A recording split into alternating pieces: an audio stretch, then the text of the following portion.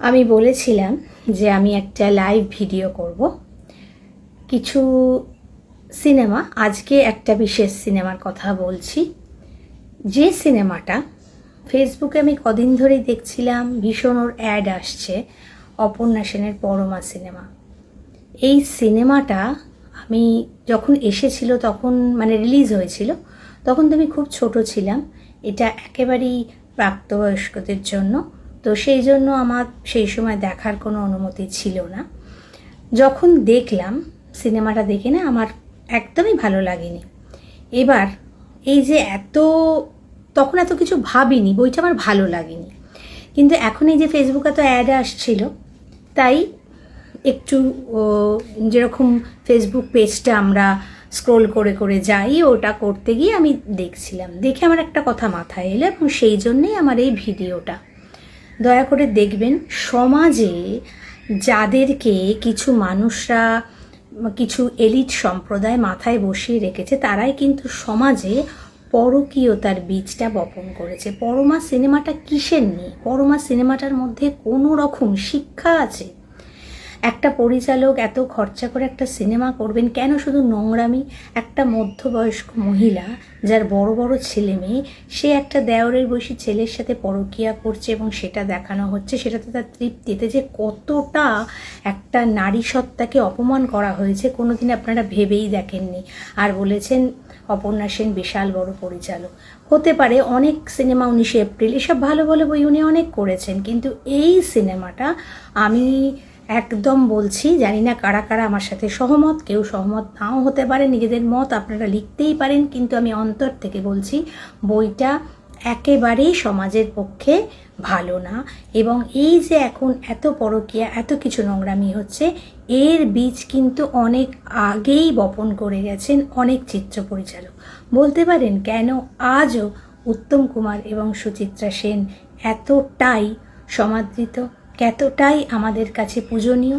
তার কারণ তাদের সিনেমা দেখলে কখনো মনে হয় না যে আমার বাড়ির বাচ্চাটা আমার পাশে বসে দেখতে পারবে না।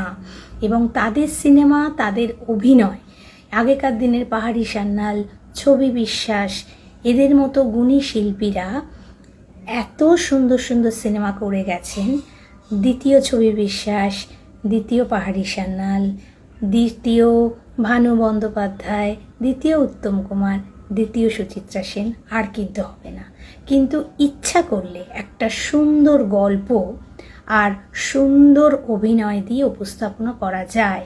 তো আমার একটাই অনুরোধ এখন নতুন সরকারকে, যে অবশ্যই এই সিনেমাগুলোর ওপর একটু নজর দেওয়া হোক।